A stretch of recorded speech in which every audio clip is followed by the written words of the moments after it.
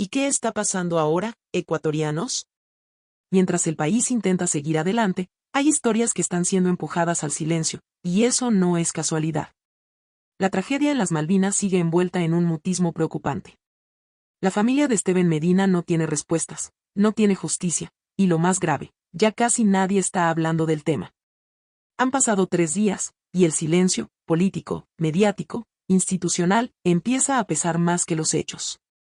Pero esto no es un caso aislado. El 1 de mayo, la violencia volvió a golpear con fuerza en el sur de Guayaquil. En la cooperativa Esmeraldas Libres, Adriana Arlés de Arroyo Ayoví, de apenas 21 años, fue asesinada en un ataque sicariato. 2 sujetos en motocicleta, a plena luz, sin temor, sin consecuencias, dispararon directo contra ella mientras conversaba fuera de la casa de una amiga. Su acompañante sobrevivió. Adriana no. Y aquí no estamos hablando solo de una cifra más. Adriana era el sostén de su hogar, el apoyo de su madre, la cuidadora de sus hermanos menores, una vida que no solo fue arrebatada, sino arrancada de raíz. Y sí, también era hermana de Steven. Entonces la pregunta es incómoda, pero necesaria. ¿Qué está pasando realmente en este país? Porque mientras las familias lloran, el gobierno calla. Un gobierno sordo, un gobierno que no reacciona, un gobierno que parece haber perdido el control.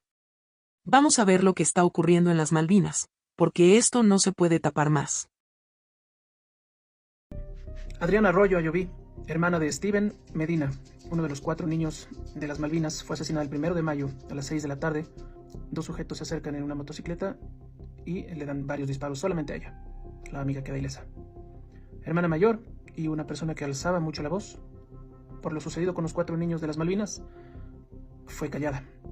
Esto claro después de que la sentencia efectivamente confirmara un crimen de Estado y varios militares fueron sentenciados por más de 30 años. Para mucha gente los niños no eran unos angelitos, porque no pueden entender y no cabe en su cabeza que este gobierno entrega poderes a las fuerzas militares que no debe dar, y aquí están las consecuencias. Yo no puedo siquiera dimensionar el dolor que esa familia debe estar sintiendo en estos momentos, pero sobre todo me asusta la incapacidad que tenemos para sorprendernos, porque en este país hemos normalizado los asesinatos y para escandalizarnos tenemos que añadir capas de contexto y de variables para entender lo atroz del crimen. Este crimen aberrante no es un hecho aislado, es una herida que se vuelve a abrir en la memoria del Ecuador. Adriana no era solo una víctima más. Era la hermana mayor de Steven Medina, el niño de apenas 11 años que, en diciembre de 2024, se convirtió en el rostro más joven y más doloroso del caso Las Malvinas. Steven, junto a sus amigos Ismael, Josué y Saúl, fue detenido de forma irregular. Lo que vino después es imposible de suavizar: tortura, y finalmente asesinato, a manos de miembros de la Fuerza Aérea Ecuatoriana. Sus cuerpos calcinados fueron encontrados cerca de una base militar. Un hecho que no solo estremeció al país, sino que dejó un precedente oscuro sobre el uso del poder estatal. Y sí, hubo condenas. En diciembre de 2025, 16 militares fueron sentenciados. Pero la justicia, cuando llega tarde o incompleta, no siempre protege, y hoy eso vuelve a quedar en evidencia. La alarma ya no es solo nacional. El Comité contra la Desaparición Forzada de la ONU ha expresado su profunda preocupación por el asesinato de Adriana. Y aquí es donde todo se vuelve aún más delicado. Porque para defensores de derechos humanos y para la propia familia, esto no huele a coincidencia. Huele a represalia. Apenas 1 año y medio después del crimen de su hermano, después de haber enfrentado al poder y lograr sentencias históricas, la familia vuelve a ser golpeada. Otra vez. Como si alguien quisiera enviar un mensaje: callen. La ONU ha sido clara: se necesita verdad, justicia y reparación integral. Porque si no, lo que se instala es algo peor que el crimen: la impunidad. Mientras Adriana era enterrada este domingo, el ambiente en el sur de Guayaquil se volvía más tenso.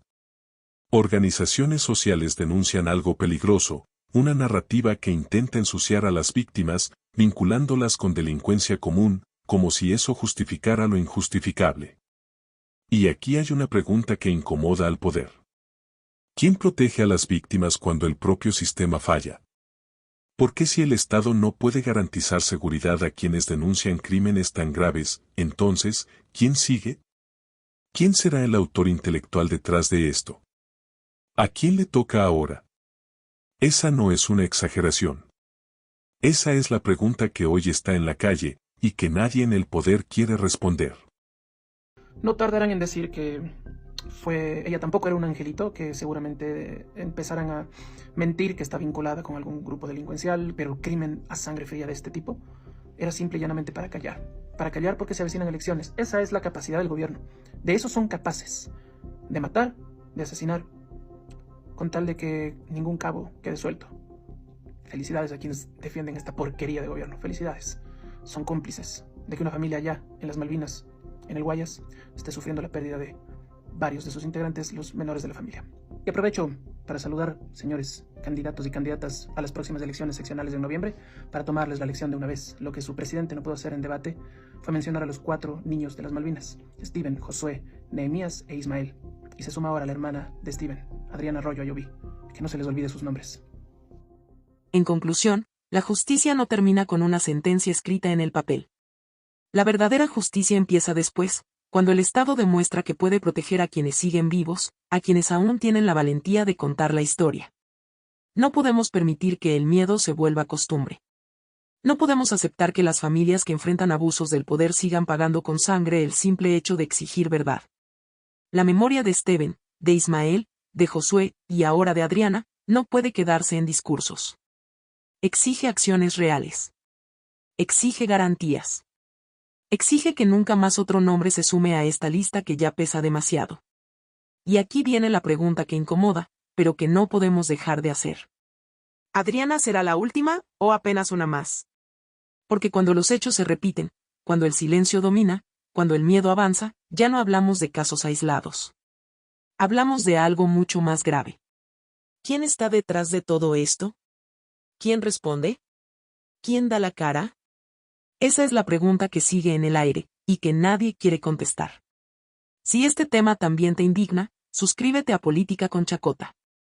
Déjame tu comentario, comparte este video, porque callar también es permitir. Y sí, es inevitable sentirlo. Porque esto no es solo noticia, es dolor. Es rabia. Es impotencia.